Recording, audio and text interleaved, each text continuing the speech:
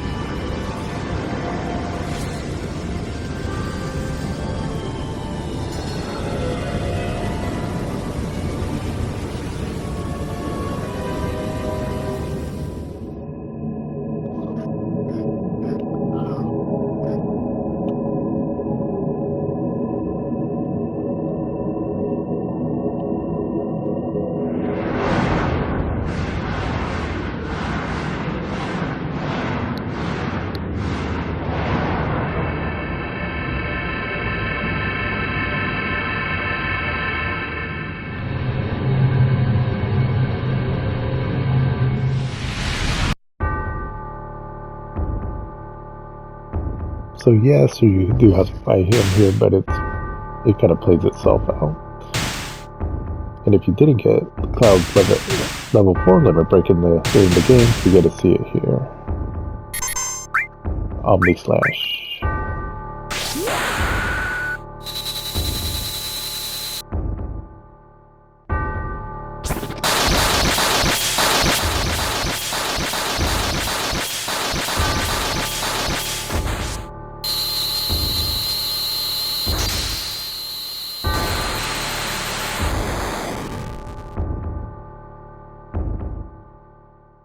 Ouch.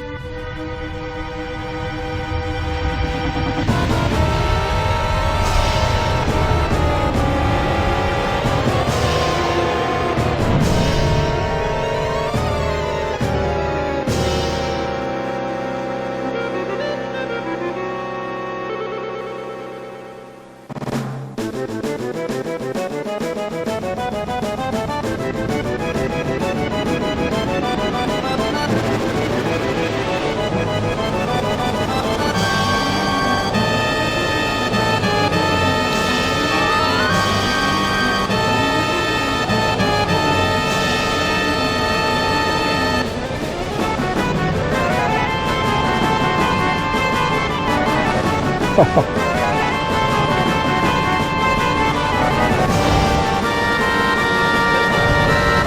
crazy to think that back then, I mean, these were probably pretty expensive to make, but probably a decent chunk of this game's budget went towards this ending here, because this is it's a fairly lengthy cutscene, or cinema scene, right, and all, and during the time when these were still fairly new.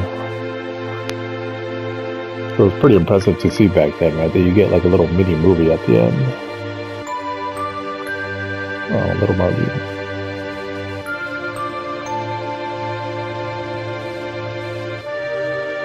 So they had her in Calm.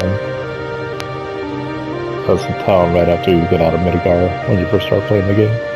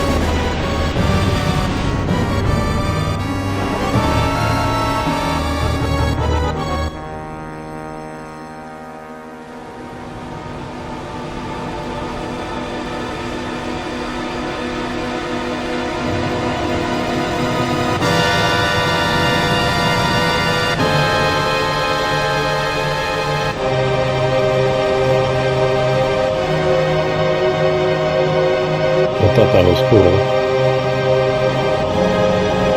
Friggin' Hagen kind of like seemed like what has been prophesized.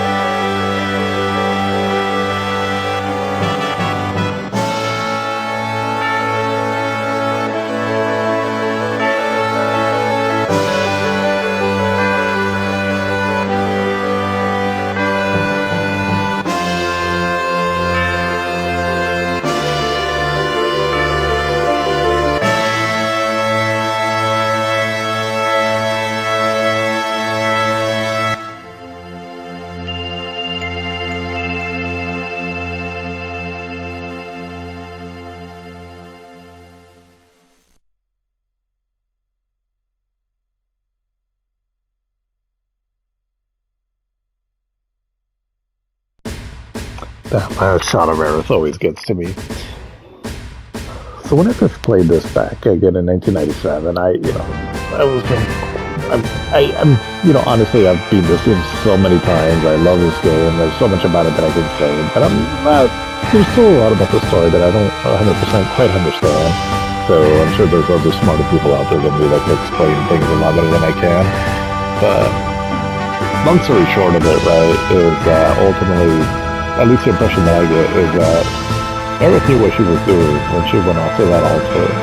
She was very aware of her lineage. She was very aware of the promised land and how her body goes back into the life stream. And so ultimately, in her own way, I kind of get the sense like she knew that she was going to be more powerful in death to try to stop what she probably foresaw what was going to happen. And so hence why she let herself be killed in a sense so that she could go back to the planet and eventually be able to help Holy, the Magic's the Holy out, right? So they can stop its impending doom. And that's sort of the way I interpret it, right?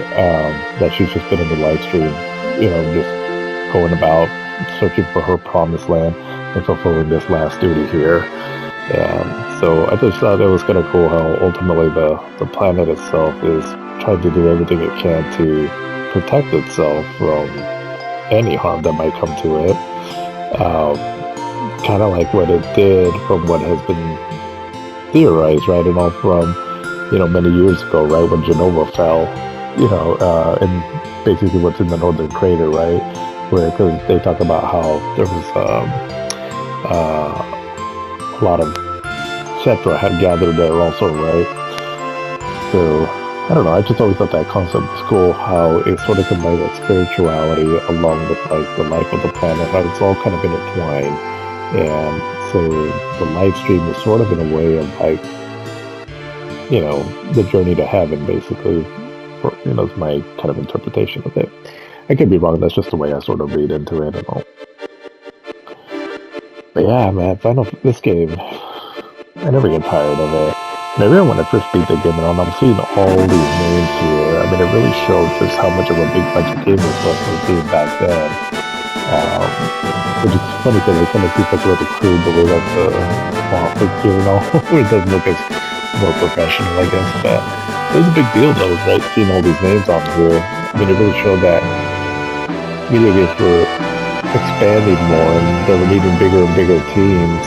But they were still fairly small enough where they could be very contain labor of love, basically. Yeah, I always consider this game to be like the first true big budget AAA game. And it certainly changed a lot of things. I mean, I go back to when I played this game the first time and after all that, and again, I wasn't quite sure what exactly happened in the ending, but everything, like all the other cool moments that happened in between that, along with the really cool gameplay, all the fun exploration you can do this, but that sort of streamlined through the game, right, and all, but there's a lot of cool, like, exploration that you can do, and then some of the moments that I ended up beating very quickly, you would have probably spent more time, exploring on your own, right, trying to figure out, like, where the Temple of the Ages is, or trying to find where Cloud washed up on and all, and throughout the whole time you're getting to know the world more, you're getting to talk to NPCs and whatnot, and just, living in this world basically. And it was really magical, We beat this game probably within the stretch of about a week or so. I've told the story before, I don't know if I have done it on this playthrough here, but in other parts when I talked about Final Fantasy VII on my channel. But I remember when we were playing it, it was me, my brother, and a friend of his that were excited to play this. And so at the time, my brother was a bit out of high school, but he was working. And so him and his friend, they were working like I think like a swing shift somewhere. And so they would come home late. And so we had our bedroom where me and my brother were still sleeping, and then we had our TV there and all. And so then we come into the bedroom and play this game like really late at night while I was trying to go to sleep because I was still in high school. and they would be playing it, and whenever some moment came out of the game, I could hear them whispering something like, "Oh my God, that is so cool," and oh, I can't wait till Ryder sees that tomorrow, right? He's gonna be so excited to see this. And so I was kind of like half asleep sometimes when I could hear him commentary. And so that just got me really hyped to play the game the next morning, even the next day, because they were a little bit ahead of me where I was at. And so then when I would play it the next day, I would keep trying to get up to the point more or less where they were at. And so then I would just, experience whatever they saw, and I was like, oh, okay, this is what they were talking about. It was a cool moment. And yeah, I mean, getting to see that one fight Sephiroth, hear that one Green Angel song, which is still one of the best video game songs of all time.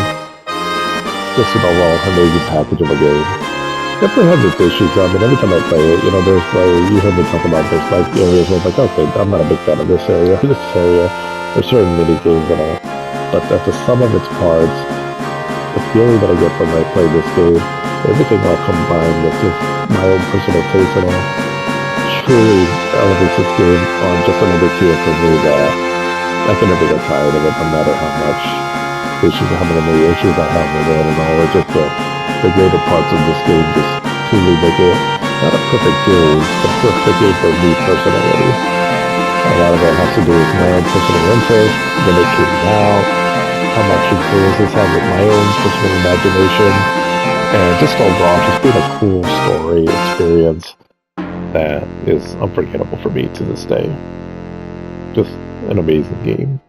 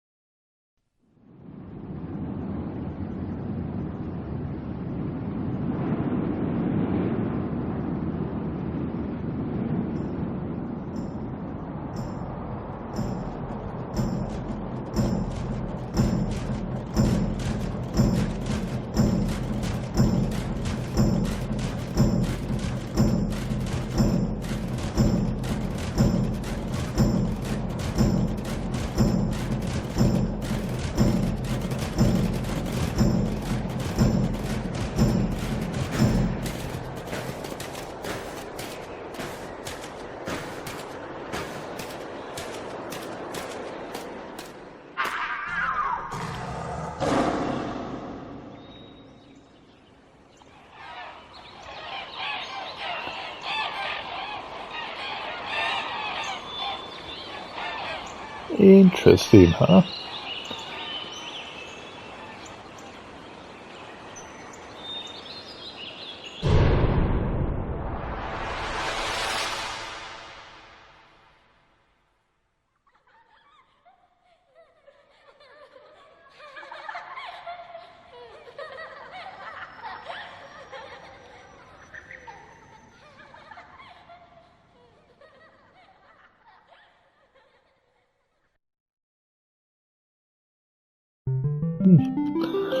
Interesting, that laughter there at the end. But yeah, just what a game. Hironobu Sakaguchi. He created all this, but then eventually Yoshinori Kitase kind of took over from there, as he's been more prominent in the more recent Final Fantasy games. Nobuo Uematsu, just a legendary composer. Ken Narita, I haven't really heard much about him specifically, but I'm sure he had a big hand in this game. Tetsuya Nomura, he's very popular now. So let's just say you finish the game for the first time, you're here, enjoy everything about this game, you really want more, and you know that there's other stuff out there, right? Like we have the remake. So I've been purposely not really talking about the remake games for a reason. Again, without going into spoilers on that one, I mean, yes, it is a remake of this game. It covers, it's basically Final Fantasy VII, right? There's just certain elements about it, though, right, that it really benefits you to play this game first, at the very least this one. But let's just say you really want to get absorbed in everything. So my advice would be this. You got through this game, after that, watch Final Fantasy VII Advent Children, the movie. I'm sure you can find it on a lot of different streaming services and all. So it came out roughly, I think, like in 2004, 2005 or so, give or take. It's a CG animated movie. I mean, at the time it was pretty impressive for what they were doing with the imagery and all. But the movie itself, it's all right. It's okay. It has some issues. Honestly, I'm not the biggest fan of it and all, but overall, but it's not a bad watch. So if you're really into Final Fantasy VII, so if anything, you get to explore more of these characters in the world. Because basically, that movie takes place, I want to say about 2 years, I think, after this game, something like that. So play that. After you play that, then you can, if you're going by year of release, then the next one would be Dirge of Cerberus, Final Fantasy VII. That one only came out on the PlayStation 2, and you can't find it anywhere else, so you can try to, if you have a PlayStation 2 lying around and you want to buy the game, that's one way to do it. You can try emulating it, but it is a hard game to emulate, so just FYI. Or you can just watch a playthrough of it somewhere, right? Ultimately, that game is like a third-person shooter featuring Vincent, and the story of that takes place many years, I think it's like 2 years after Advent Children, or something like that. 2 to 3 years or so. Now, I'm suggesting that one there because that's kind of continuing on with the story, right? And now moving forward, and then at the end of that one, it kind of ties it back to the next game that I would recommend, which is Final Fantasy VII, or I'm sorry, Crisis Core Final Fantasy VII. However, that game, in the timeline of the Final Fantasy, it's actually the very first story. It's just that so even though the Crisis Core takes place before Final Fantasy VII, this game here, it kind of spoils some things on this one, right? And also, that's the order I would play them in there, before you even touch the remake. So that would be my suggestion there. And then, if you really, really wanted to get super absorbed in all this, at some point after you've beaten, probably around the time you're playing the remake or so, you could also get this or check out this book. It's called Traces of Two Pasts. And it's basically a story involving Aerith and Tifa.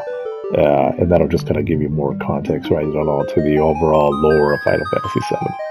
So that's what I would recommend before you even get into the remake. So actually, I would read that book after you've beaten remake. So there's Final Fantasy VII Remake, Final Fantasy VII Rebirth, and then the third one, which we don't know what it's called yet, should be announced at some point soon, and I'm expecting it to come out next year.